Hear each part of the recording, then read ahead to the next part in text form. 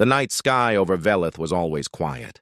Stars hung like scattered seeds across the darkness, and the twin moons cast soft silver light over the sleeping villages. The Valen people had watched these skies for thousands of years. They knew every star, every pattern, every slow movement of the heavens. But tonight, something was different. Yuna stood outside her small house near the coast, unable to sleep. She was young for a healer, barely past her 30th cycle, but her hands were already skilled with medicine and her heart was soft towards suffering things. She watched the sky because she felt something was coming. She did not know what. Then she saw it, a streak of fire cutting across the darkness. It was not a shooting star. It was too big, too bright, and it was falling toward the hills beyond the village. The ground shook when it hit. Birds screamed and flew from the trees. Lights appeared in windows as villagers woke in fear. Yuna's older brother Taiho came running from his house. He was tall even for a Valen, with silver skin that shone under the moonlight. His face was hard with worry. "Stay inside," he told Yuna. "We do not know what that was." But Yuna was already walking toward the hills. "Yuna!" Taiho called after her. "It could be dangerous!" She did not stop. Something was pulling her forward, something she could not explain. The crash site was still smoking when she arrived. Trees had been knocked flat in a wide circle. In the center lay a twisted metal pod, broken open like an egg. Strange symbols were burned into its side. Yuna had never seen writing like this before. She climbed over the broken branches and looked inside the pod. A creature lay there. It had smooth skin, not silver like the Velan, but a warm brown color. It had dark hair matted with blood. Its body was wrapped in a torn suit covered with patches and symbols. One arm was bent at a wrong angle. Blood pooled beneath it. Yuna had heard stories about creatures like this, humans. The galaxy spoke of them in whispers. They were said to be violent and dangerous. The Galactic Accord had locked them in their own solar system after a terrible war. They were not supposed to be here. The human's eyes opened. They were dark and filled with pain. It tried to speak, but only blood came from its mouth. Yuna did not think about the stories. She only saw a dying creature that needed help. She tore strips from her robe and pressed them against the worst wounds. The human watched her with confused eyes. It tried to move, but Yuna pressed a gentle hand against its chest. "Do not move," she said softly. "I will help you." Footsteps came from behind. Taiho had followed her. He stopped at the edge of the crater and stared. His face went pale. "Yuna," he said, his voice shaking. "That is a human. I know. We must report this to the Accord. They will send someone to collect it." Yuna looked at her brother. "The Accord is far away. By the time they come, this creature will be dead. That is not our concern. Humans are restricted. They are dangerous. The Accord says—" "The Accord is not here," Yuna said firmly. "I am, and I am a healer. I do not let things die when I can save them." Taiho stood in silence for a long moment. Then he shook his head slowly. "This will bring trouble, Yuna. I feel it." "Maybe," she said, "but I cannot walk away." Together, they carried the human back to Yuna's house. It was heavier than it looked, and its body was burning with fever. They laid it on Yuna's sleeping mat and worked through the night. Yuna used every medicine she knew. She cleaned the wounds and set the broken arm. She made tea from healing roots and dripped it slowly into the human's mouth. The creature drifted in and out of sleep, sometimes crying out in a language Yuna did not understand. Days passed, then weeks. The human's name was Park Jisoo. She was a lieutenant in something called Earth's United Fleet. Yuna learned this slowly, using a small device that Jisoo had in her pocket. It could translate words, though it was damaged and worked only sometimes. Jisoo was a pilot. Her ship had been attacked by raiders while she was scouting a distant sector. She had escaped in the pod, but her wounds were severe. She had drifted for days before crashing on Velith. Why were you so far from your home? Yuna asked one evening. Jisoo sat up slowly. Her arm was wrapped in bandages, and her face was still pale, but her eyes were clearer now. We were looking for threats, Jisoo said. The galaxy is not as peaceful as it seems. There are empires out there that take what they want, enslave who they want. Yuna frowned. We have never seen such things here. That is because no one has noticed you yet, Jisoo said quietly. But they will. The Dominion is expanding. They destroyed my ship without warning. They will come here too eventually. Yuna did not want to believe it. Velith was a small world. They had no enemies. They had nothing worth taking. But she saw the truth in Jisoo's eyes. What will you do? Yuna asked. Jisoo looked out the window at the peaceful village, at the silver-skinned Velen going about their simple lives.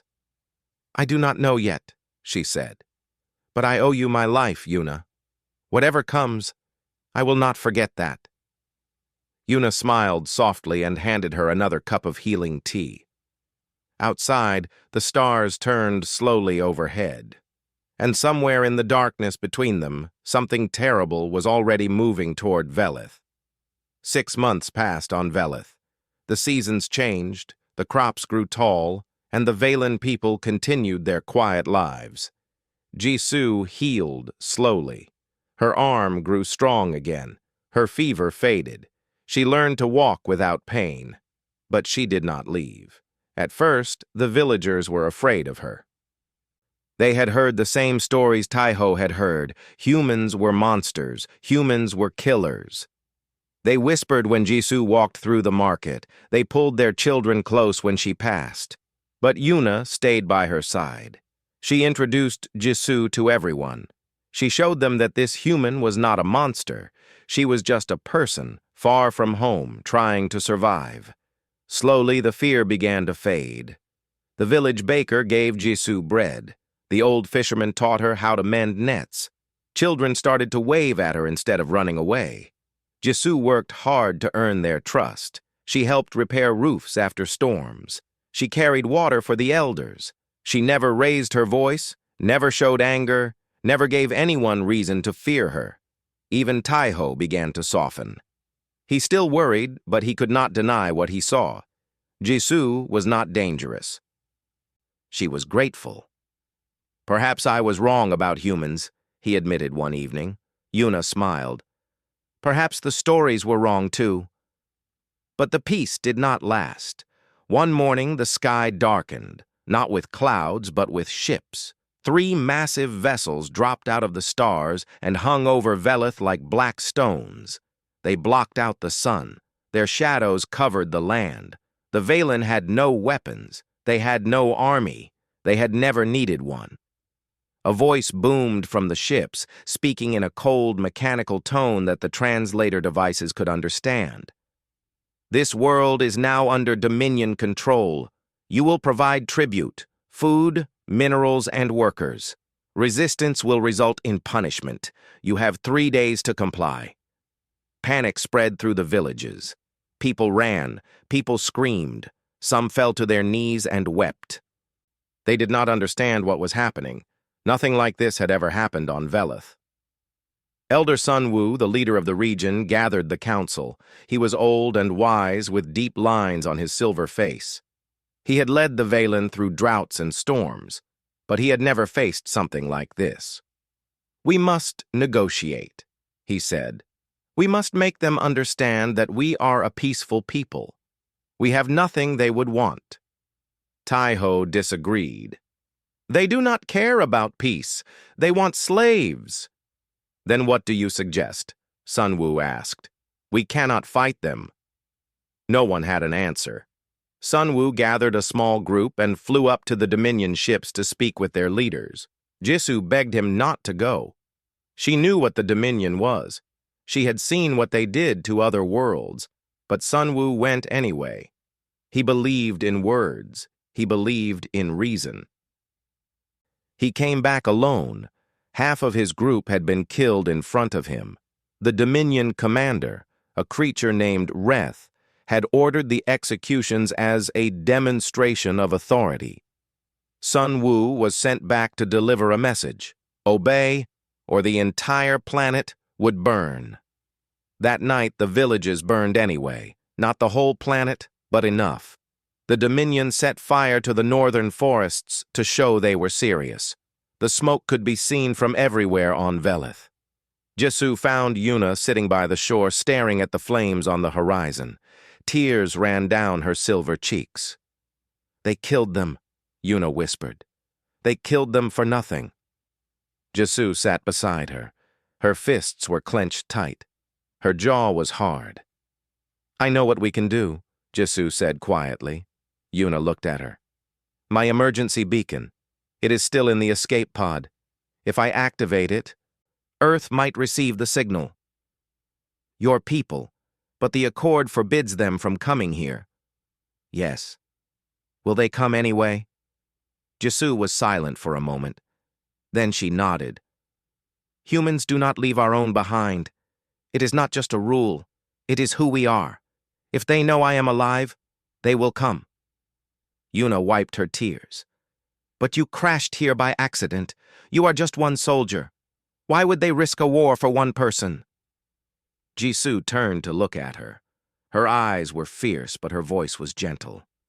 "Because that is what makes us human. We do not measure lives by importance. Every person matters. Every single one." Taiho approached from behind. He had been listening. "If you call them, there will be consequences," he said.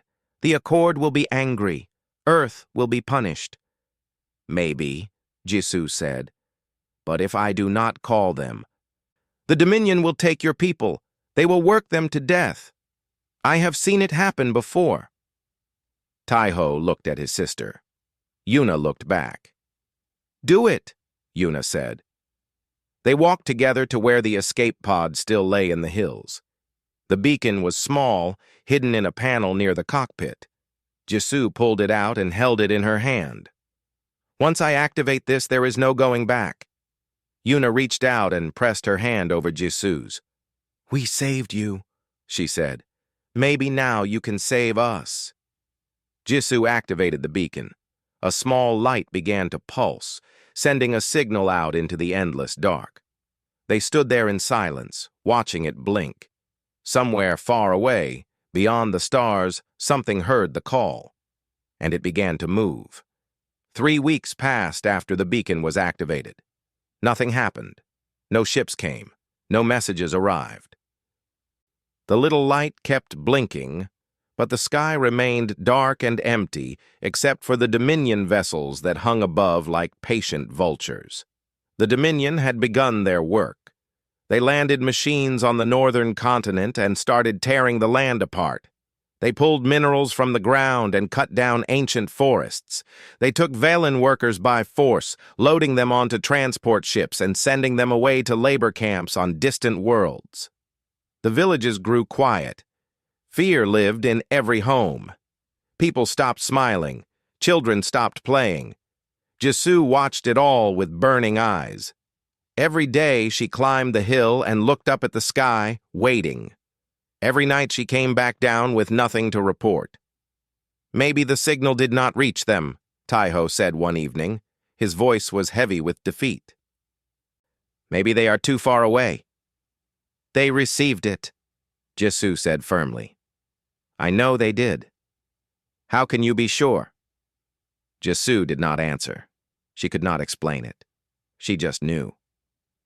Yuna sat with her on the hill that night. The twin moons hung low on the horizon, casting long shadows across the grass. In the distance, the fires from the Dominion mining sites glowed orange against the dark. "Do you miss your home?" Yuna asked. Jisoo nodded slowly. "Every day. I miss the smell of the ocean near my city. I miss my mother's cooking. I miss my friends." "What is Earth like?" Jisoo smiled faintly. "It is beautiful. Blue oceans, green forests, mountains that touch the clouds. But it is also crowded and loud and sometimes dirty. We are not a perfect people, Yuna. We fight among ourselves." We make mistakes. Then why do the stories say you are so dangerous? Jisoo was quiet for a moment. Because when something threatens us, we do not stop. We do not give up. We do not negotiate with those who hurt our people. She looked at Yuna. The galaxy calls that dangerous. We call it loyalty. Before Yuna could respond, something changed in the sky. At first, it was just a flicker, a single point of light that had not been there before. Then another, then more. The lights grew brighter. They were not stars. They were ships. Jisoo jumped to her feet. Her heart was pounding. 12 vessels dropped out of faster-than-light travel in perfect formation. They were sleek and gray, covered in angular armor and bristling with weapons. Each one carried the flag of Earth on its hull, a blue circle on white background, with a single green shape in the center. The 7th Expeditionary Fleet had arrived. Alarms rang across the Dominion ships. Commander Reth, the officer in charge, rushed to his command deck. His soldiers scrambled to their stations. They had not expected this. No one was supposed to challenge the Dominion. A transmission came through. A human face appeared on every screen. Admiral Kang Do-hyun, commander of the 7th Fleet. He was an older man with gray hair and calm eyes. His voice was steady and cold. This is Admiral Kang of Earth's United Fleet. You are holding a citizen of Earth on this planet. You have 1 hour to withdraw from this system. There will be no second warning. Reth laughed. He had conquered dozens of worlds. He had crushed species far stronger than these humans.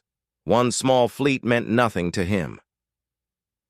"Foolish creatures," he said to his officers. "They come to die." The hour passed. The Dominion did not move. Admiral Kang gave a simple order. "Begin!" What followed was not a battle. It was a lesson.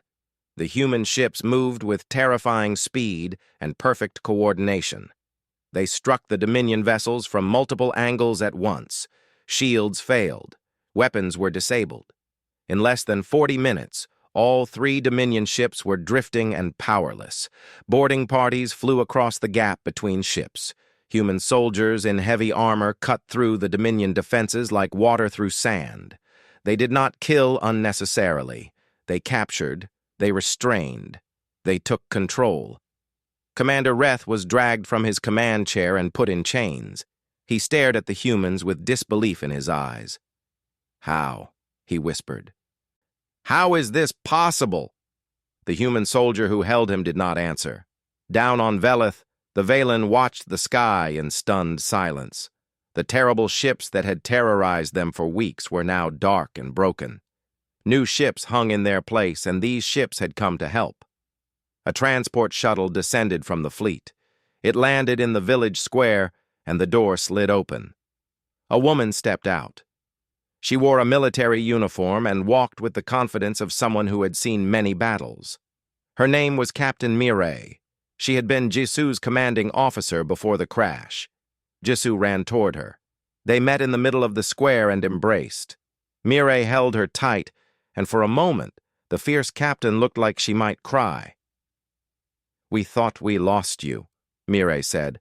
"I am harder to kill than that," Jisoo replied with a small smile.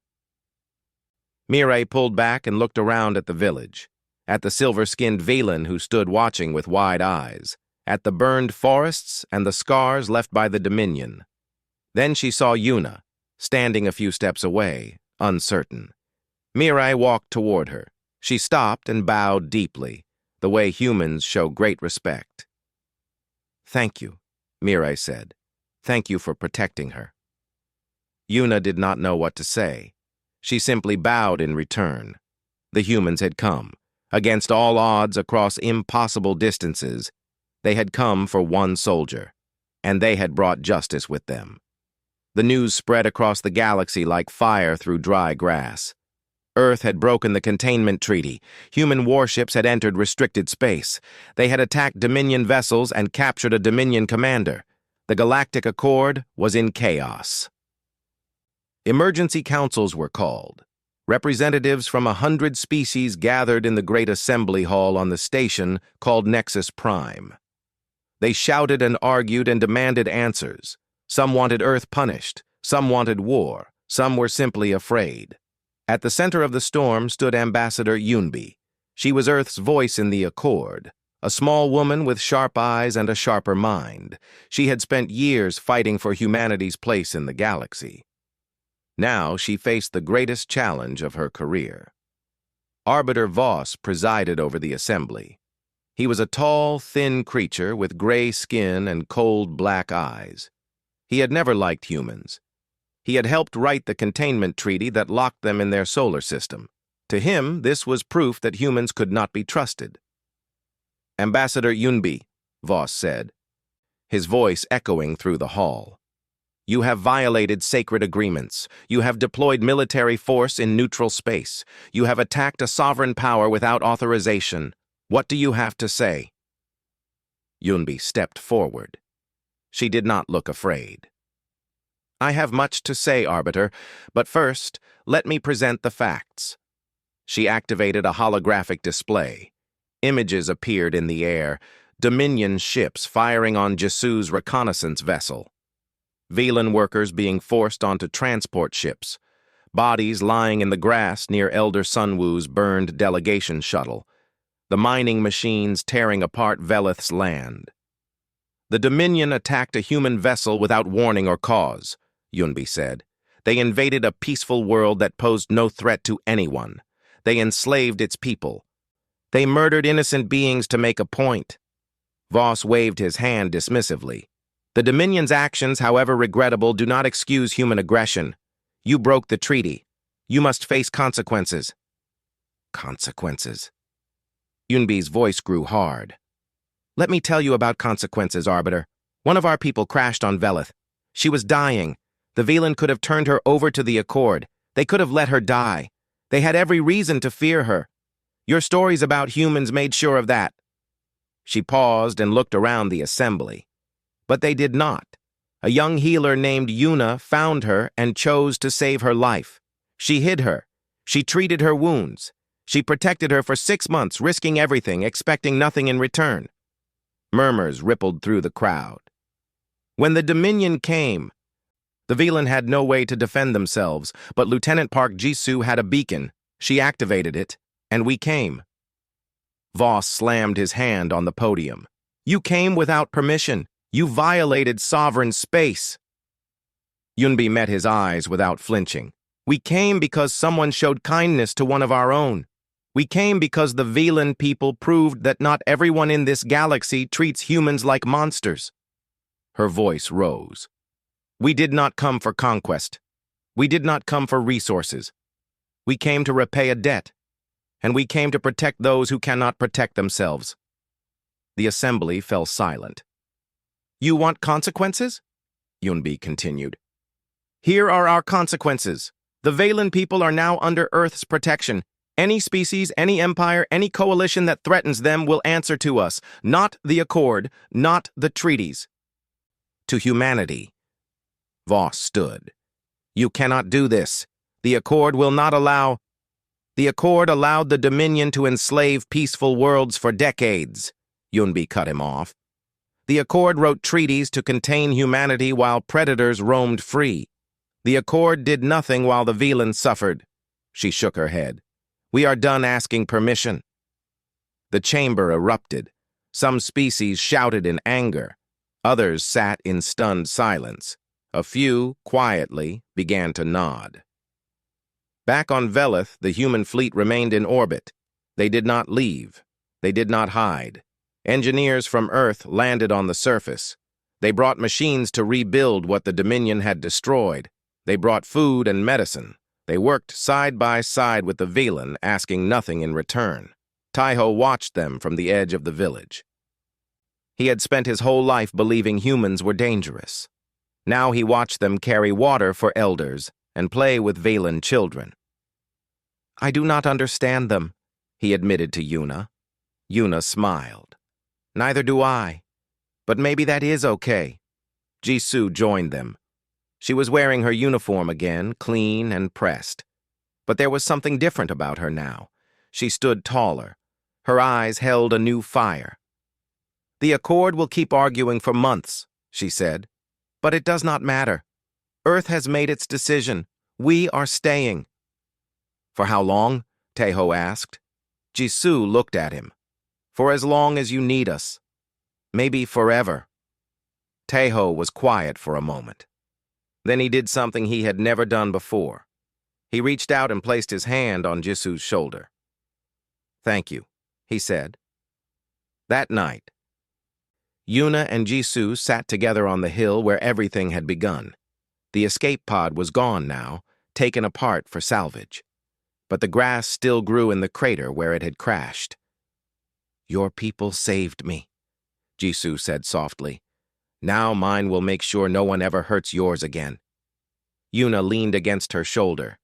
Above them, the stars burned bright, and human ships moved silently through the night, keeping watch over a world that had shown them kindness. The galaxy would remember this day, not because of the battle, but because of what it meant. Humanity had announced a new truth. Kindness would be repaid, cruelty would be answered, and those who protected the weak would never stand alone. Velith was still a peaceful world. The farms still grew their crops, the fishermen still sailed their boats. The Valens still lived their quiet lives under silver moons. But everything had changed. An orbital defense station now circled the planet. It was built by human and Valen hands together, and it carried both flags on its hull. Human ships came and went regularly, bringing supplies, visitors, and news from across the galaxy. Valen children grew up seeing humans as friends, not monsters. Yuna was no longer a simple village healer. She sat on the planetary council now, one of the youngest leaders in Valen history. Her silver hair was longer, and her face carried new lines of responsibility, but her eyes were still kind. Taiho led the cultural exchange program. Every year, young Velan traveled to Earth to study, and young humans came to Velith to learn. Old fears faded with each generation that grew up together. And Jisoo had stayed. She wore a commander's uniform now and served as Earth's permanent liaison to Velith. Her small house sat near the shore, not far from where Yuna had once hidden her. Every morning she walked through the village, greeting people by name, stopping to help where she could. She had been offered promotions, important positions on Earth, commands of her own. She had refused them all. Velith is my home now, she told anyone who asked. This is where I belong. The galaxy had changed too. Earth's protectorate doctrine had become famous. Some called it dangerous. Others called it beautiful. The idea was simple. Any species that showed genuine kindness to a human in need would earn Earth's lasting friendship and protection, not alliance, not treaty, something deeper. Word spread quietly among the smaller species. Those who had been bullied by empires, those who had no armies, no power, no voice. They heard what happened on Velith, and they began to hope. A stranded human explorer was rescued by insect-like beings on a frozen moon. Within a year, Earth ships stood guard over their hive clusters. A human scientist was healed by plant creatures on a jungle world. Now those forests were protected by human technology. One by one, acts of kindness were repaid. One by one, the weak gained guardians. The Dominion, humiliated at Velith, collapsed into civil war. Without fear to hold them together, their conquered worlds rose up. Their empire crumbled. The Galactic Accord, forced to recognize humanity's new role, rewrote the old treaties. Humans were no longer contained. They walked freely among the stars, not as conquerors, but as protectors. On the 5th anniversary of Jisoo's rescue, a great gathering was held on Velith. Humans and Velen came together in the village square where Captain Mirai had first landed. Lights hung from every tree, music played, children ran laughing through the crowd. Elder Sunwoo, now very old, sat in a place of honor. He had lived long enough to see his world transformed. Tears of joy ran down his wrinkled face. Yuna stood before the gathering to speak. She wore a simple robe, nothing fancy, because she believed leaders should not look different from those they served. 5 years ago, she began, a fireball fell from the sky. Inside it was a creature we had been taught to fear. Every story, every warning told us that humans were dangerous, that they would hurt us, that we should turn her over to the authorities and let them deal with her. The crowd was silent, listening. But I looked at her bleeding on the ground, and I did not see a monster. I saw a person who needed help. So I helped her. Yuna paused. I did not do it for reward.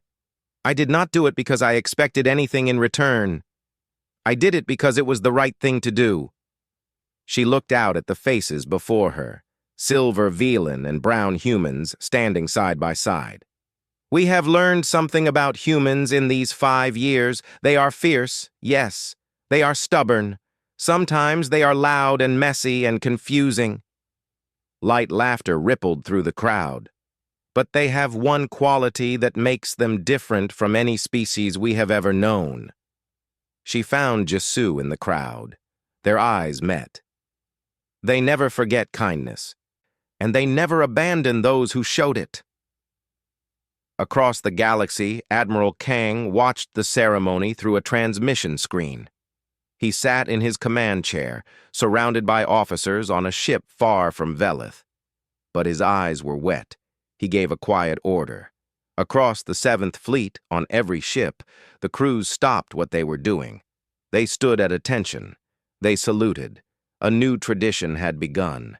Every year on this day, Earth's fleets would pause to remember Velith. To remember that the greatest victory was not won with weapons, but with compassion. After the ceremony, Jisoo walked alone to the hill where she had crashed.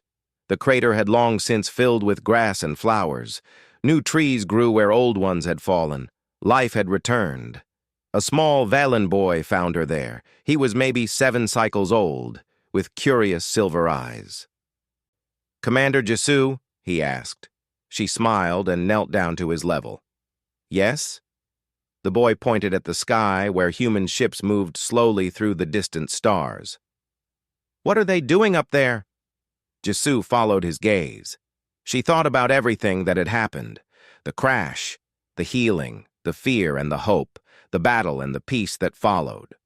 All of it started because one kind person refused to let a stranger die. She put her hand on the boy's shoulder and smiled.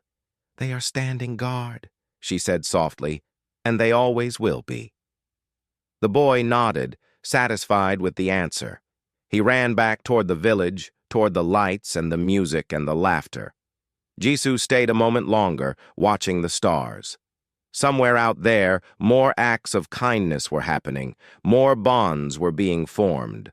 More worlds were learning what the Velan had learned, that humanity's greatest strength was not in their ships or weapons, it was in their hearts, and they would guard those who had touched them forever.